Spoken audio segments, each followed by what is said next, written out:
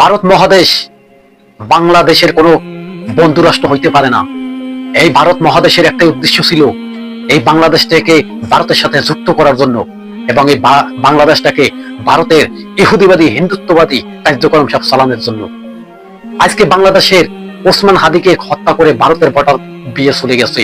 আর আপনারা বলেন 71 সালে যুদ্ধে ভারত সহযোগিতা করছে, তবে সহযোগিতা করছে নিজের স্বার্থের জন্য, নিজের স্বার্থের জন্য সহযোগিতা করছে।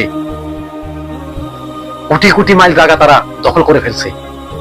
আপনারা ইতিহাস ঘেটে দেখুন, আজকে ভারতের দালালি করছেন আর ভারতের হয়ে বাংলাদেশকে যুদ্ধের হুম করে দিচ্ছেন। আপনারা মনে করছেন যে ভারতের হয়ে যুদ্ধ করলে আপনি জান্নাতবাসী হয়ে যাবেন। না, নবী সাল্লাল্লাহু আলাইহি ওয়াসাল্লাম তাহলে এই কথা বলতো না। 1400 বছর আগে নবী সাল্লাল্লাহু আলাইহি ওয়াসাল্লাম বলছে ভারতের সাথে একটি যুদ্ধ হবে, মুসলমানের তুমুল যুদ্ধ হবে।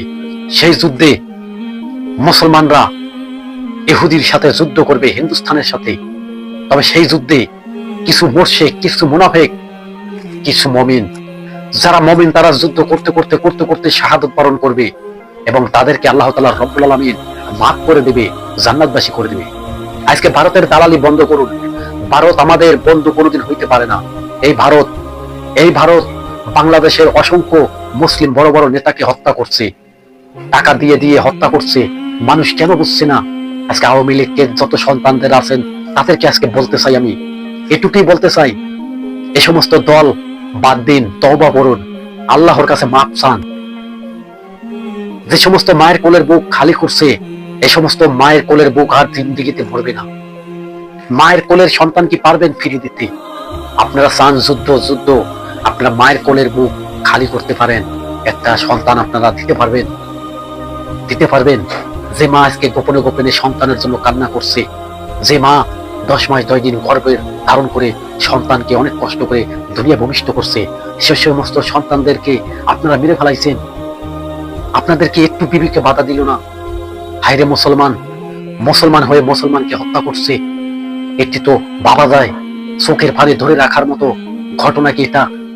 ওসমান হাদি পৃথিবী থেকে চলে গেল। ওসমান হাদি যে সমস্ত কথা বলে গেছে আমরা অহরে শিরায় শিরায় পালন করব। এরকমের ওসমান হাদি একজন শেষ হয়ে গেলে কি হবে? লক্ষ লক্ষ ওসমান হাদি ঘরে ঘরে জন্ম আছে।